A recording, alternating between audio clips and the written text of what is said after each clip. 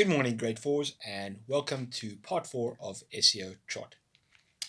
As you can see, it's a little bit cold today, so I've got my beanie on and I'm in bed. Right. Finally, Mrs. Silver arrived back from work, and out onto her balcony she swept. "Alfie, my darling," she cried out, "Mummy's back. Have you missed me?" Mr. Hoppy, peering over his railing, but well hidden between two huge potted plants, held his breath.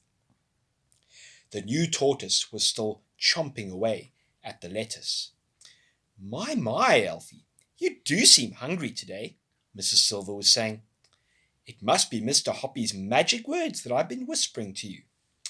Mr. Hoppy watched as Mrs. Silver picked the tortoise up and stroked his shell. Then she fished Mr. Hoppy's piece of paper out of her pocket and, holding the tortoise very, very close to her face, she whispered, reading from the paper, "Esio Trot, Esio Trot, Teg Regib, Imok no Esio Trot, Wergpu, Fpu, Tupu, Knirppu, Wolbpu, Luuspu, Eerdog, Elzug, Foots, Plug, Tap no Taff, Esio Trot, Tap no Taff, Tegno, Elbog, Doof." Mr. Hoppy popped his head out of the foliage and called out, "Good evening, Mrs. Silver. How is Alfie tonight?" "Oh, he's lovely," Mrs. Silver said, looking up and beaming. "And he's developing such an appetite. I've never seen him eat like this before. It must be those magic words." "You never know," Mr. Hoppy said darkly. "You never know." Mr. Hoppy waited 7 whole days before he made his next move. On the afternoon of the 7th day, when Mrs. Silver was at work, he lifted tortoise number 2 from the balcony below and brought it into his living room. Now, number 2 had weighed exactly 15 ounces. He must now find one that weighed exactly 17 ounces, 2 ounces more. From his enormous tortoise collection, he easily found a 17-ounce one, and once again he made sure the shells matched in colour. Then he lowered tortoise number 3 onto Mrs. Silver's balcony. As you will have guessed by now, Mrs. Hoppy's secret was a very simple one. If a creature grows slowly enough, I mean very, very slowly indeed, then you'll never notice that it's actually grown at all, especially if you see it every day. It's the same with children. They're actually growing taller every week, but their mothers never notice it until they grow out of their clothes. Slowly does it, Mr. Hoppy told himself. Don't hurry it. So this is how things went over the next 8 weeks. In the beginning, Alfie weighed 13 ounces. At the end of the first week, tortoise number 2 weighed 15 ounces. At the end of the second week, tortoise number 3 weighed 17 ounces. And at the end of the third week, tortoise number 4 weighed 19 ounces. And as you can probably guess, by the end of the fourth week, tortoise number 5 weighed 21 ounces. And at the end of the fifth week, tortoise number 6 weighed 23 ounces. And at the end of the sixth week, tortoise number 7 was up to 25 ounces. And finally, at the end of the 7th week, tortoise number 8, 27 ounces. Now, Alfie's weight was 13 ounces, and tortoise number 8 was 27 ounces. Very slowly, over 7 weeks, Mrs. Silver's pet had more than doubled in size, and the lady hadn't noticed anything. Even to Mr. Hoppy, peering down of his railing, tortoise number 8 looked very big. It was amazing that Mrs. Silver had hardly noticed anything at all during this great operation. Only once had she looked up and said, "You know, Mr. Hoppy, I do think he's getting a bit bigger. What do you think?" "I can't see a lot of difference myself," Mr. Hoppy had said very cautiously.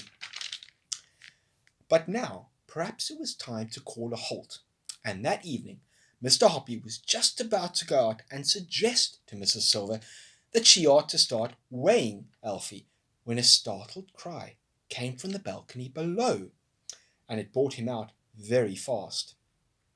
"Look!" Mrs. Silver was shouting. "Alfie's too big to get through the door of his little house. He must have grown enormously.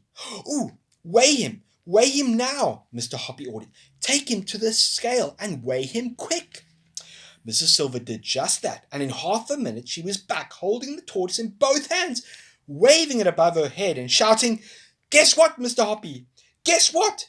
He weighs 27 ounces. He's twice as big as he was before. Oh, you darling," she said, stroking the tortoise. "Oh, you great big wonderful boy. Just look what clever Mr. Hoppy has done to you." Mr. Hoppy suddenly felt very brave. Mrs. Silver," he said, "do you think I could pop down to your balcony and hold and hold Alfie myself?" "Why, of course you can," Mrs. Silver cried. "Come on down at once." Mr. Hoppy rushed down the stairs, and Mrs. Silver opened the door to him. Together, they went out to the balcony. "Oh, just look at him," Mrs. Silver said proudly. "Isn't he grand?" "Ooh, he's a big, good-sized tortoise now," Mr. Hoppy said. "And you did it," Mrs. Silver cried. "You're a miracle man. You are indeed." "But what am I going to do about his house?" Mrs. Silver said. "He must have a house to go into at night, but now he can't even get through the door." They were standing on the balcony looking at the tortoise, who was trying to push his way into his house, but he was too big.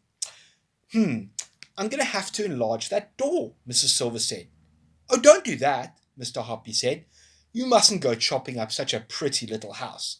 After all, it only needs to be a tiny bit bigger, and he could get inside easily." "But how can he possibly get smaller?" Mrs. Silver asked. "Oh, that's simple," Mr. Hoppy said. "Change the magic words. Instead of telling him to get bigger and bigger, tell him to get smaller. But in tortoise language, of course." "Will that work?" "Of course it'll work." "Tell me exactly what I have to say, Mr. Hoppy."